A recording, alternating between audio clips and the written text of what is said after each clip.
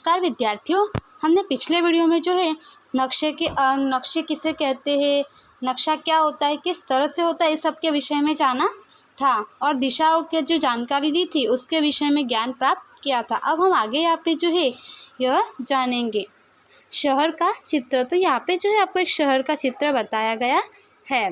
मैं सर्जन नामक विद्यार्थी हूँ। मैं अपने मामा के घर पहली बार अकेला जा रहा हूँ।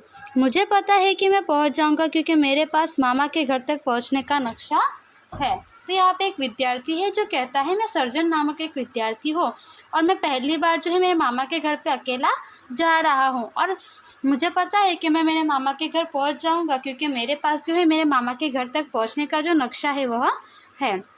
आप जानते हैं कि हमारी पृथ्वी कितनी विशाल है। उसे उसी प्रकार से वास्तविक रूप से नक्शे पर दिखाने के लिए बहुत छोटा माप लेकर ही किसी एक भाग को सूक्ष्म रूप से दिखाया जा सकता है।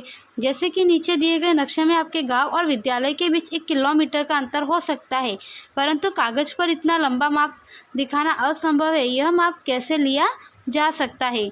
नक्शा बनाने के लिए 1 सेंटीमीटर बराबर 100 मीटर ले तो निश्चित स्थल को दर्शाया जा सकता है।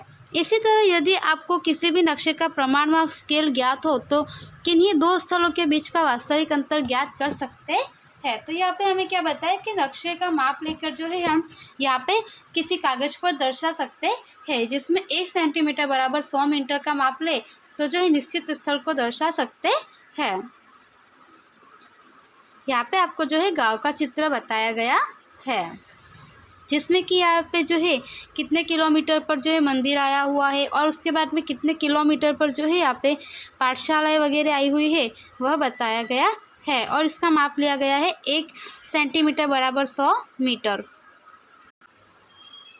सामने दिए हुए पन्ने पर नक्शे का प्रमाण माप नीचे दिया हुआ है। उसके अनुसार विद्यालय से पानी की टंकी कितने अंतर पर है आप यह ढूंढ सके तो अपना जिला मुख्यालय अथवा जो है तहसील मुख्यालय से नज़दीक के शहर और अपने गांव के बीच का अंतर भी आप बिल्कुल सही तरह से पता लगा पाएंगे। इसके लिए आप डोरी, स्केल और कागज़ का उपयोग कर सकते हैं। आपने विशिष्ट प्रकार के चिन्ह यानी कि प्रतीक कहीं ना कहीं देखे ही होंगे। अपने आसपास दिखने वाले चिन्ह या प्रतीक के बीच जो है यहाँ पे नीचे दर्शाइए। हॉस्पिटल और पोस्ट बॉक्स। तो यहाँ पे आपको जो है इस प्रकार से कुछ चिन्ह वगैरह जो है बताए गए हैं। आप जानते हैं कि आपके गांव या शहर में बहुत सी प्राकृतिक और मानव सर्जित भूमि आकृतियाँ देखी होगी। उन्हें नक्शे में दिखाने के लिए कुछ निश्चित जो है अक्षर, छाया, शेड, रंग, चित्र और रेखाओं का उपयोग किया जा सकता है।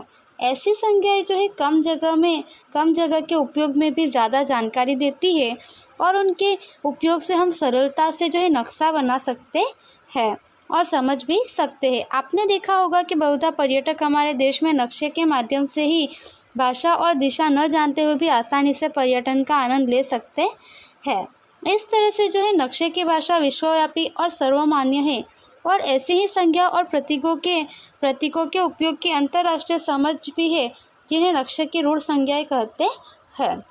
तो यहाँ पे हमें बताया है कि जैसे हम जानते हैं कि गांव और शहरों में जो है विभिन्न मानव सर्जित जो है भूमि आकृतियाँ वगैरह और प्राकृतिक जो है भू आकृतियाँ होती है, जिन्हें नक्शे में दिखाने के लिए हम जो कुछ निश्चित अक्षर, छाया, रंग, चित्र, रेखा वगैरह का उपयोग करते हैं और ऐसी संज्ञाएं जो है कम जगह के उपयोग में ज़्यादा जानकारी देती है और उनके उपयोग से हम सरलता से जो है नक्शा भी बना सकते हैं और समझ भी सकते हैं।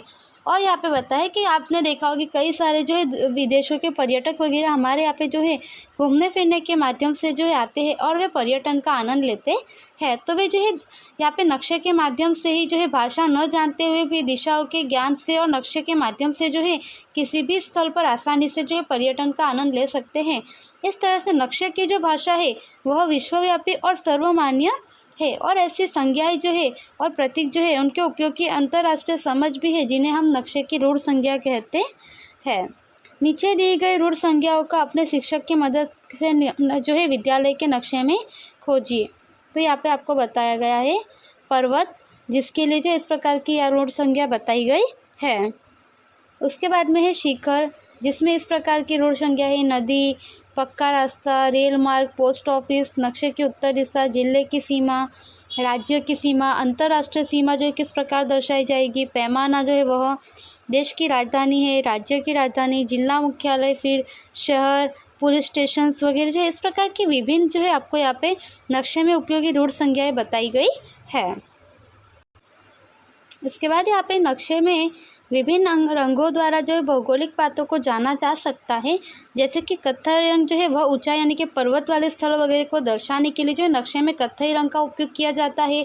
हरा जंगल जो है और वनस्पति के लिए जो है यहाँ पे पीला रंग सपाट मैदान दर्शाने के लिए उपयोग किया जाता है। इस प्रकार से विभिन्न रंगों का उपयोग जो है नक्शे में विभिन्न चीज़ें दर्शाने के लिए उपयोग में ली जाती है। अब आइए यहाँ पे नक्शा बनाएं। बच्चों, अपने वर्गखंड की लंबाई और चौड़ाई माप पट्टी की मदद से ज्ञात करो। अब वर्गखंड में रखी हुई स्थिर वस्तुओं की सूची बनाओ और उनके प्रतीक भी निश्चित करो। उसके बाद अपनी कक्षा को जो है नक्शे के रूप में रूपांतरित करने के लिए योग्य प्रमाण माप तथा दिशा निश्चित करो और नक्शा बनाओ। 1 फुट बराबर एक पेन का ढक्कन यानी कि कवर लीजिए। माचिस की तीली, रबर आदि माप लिया जा सकता है।